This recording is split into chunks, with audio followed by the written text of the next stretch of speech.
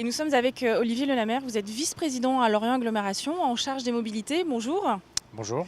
Alors on va parler de ce futur projet, c'est un espace de 8000 mètres carrés, ça va devenir une place. Dites-nous quelle place justement elle va occuper dans la ville de Lorient et voire même plus loin. Oui, c'est une véritable entrée d'agglomération et de ville puisque la gare en elle-même constitue une entrée d'agglomération. Donc ça va être un lien très fort avec le projet de mobilité et le pôle d'échange multimodal de la gare, la nouvelle gare. Et ça va être également un élément de liaison très fort en direction du centre-ville. Dans une ville, quelle dimension sociale ont les places aujourd'hui? Quel rôle on leur attribue?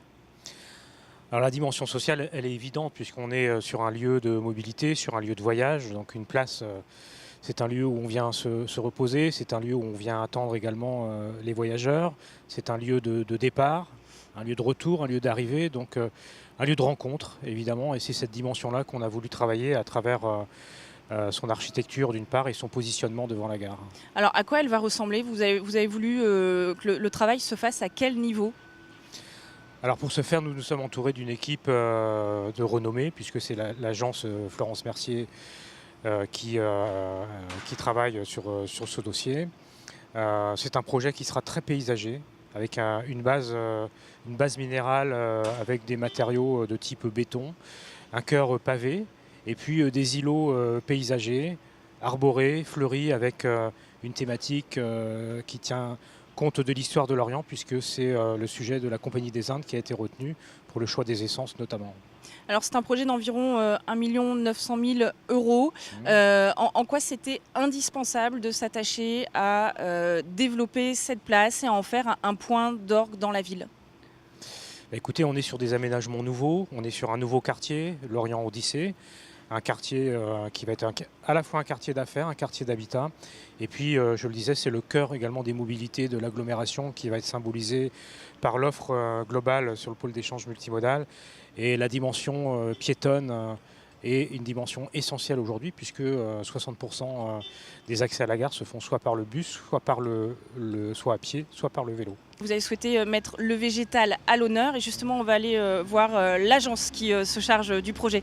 Merci beaucoup Olivier Lelamer. Merci à vous.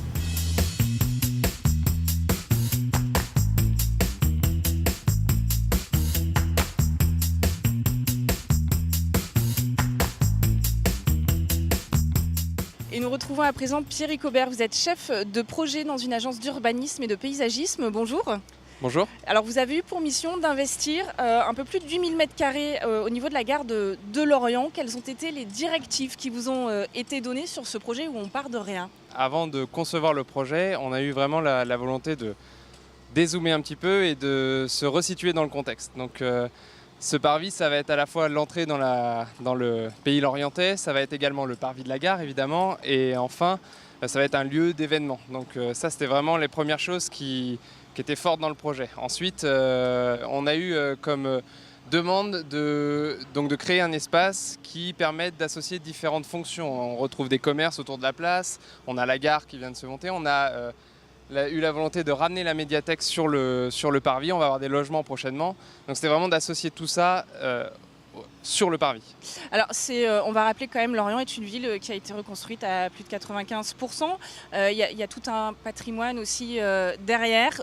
Comment vous êtes inspiré d'une ville qui a été reconstruite? Et bien justement, donc c'est le travail sur l'espace public qui doit permettre justement d'unifier cette historique. Donc Florence Mercier, la conceptrice du projet a eu cette volonté de créer un espace fédérateur qui vient justement raconter une histoire qui unifie toutes ces histoires qu'on retrouve autour de la place. Alors à quoi elle va ressembler cette place? Qu'est-ce qu'on va trouver comme plante? Expliquez-nous un petit peu la composition de cet aménagement. Alors la composition du projet, elle peut se décliner on va dire en trois strates différentes. Tout d'abord on va avoir le grand cœur minéral, un cœur en pavé qu'on va retrouver au centre de la place juste ici. Qui va vraiment qui va faire place, qui va être un carré et sur lequel on va fédérer. Ensuite, on va avoir la périphérie qui doit permettre de lier les différentes fonctions et de circuler autour de la place.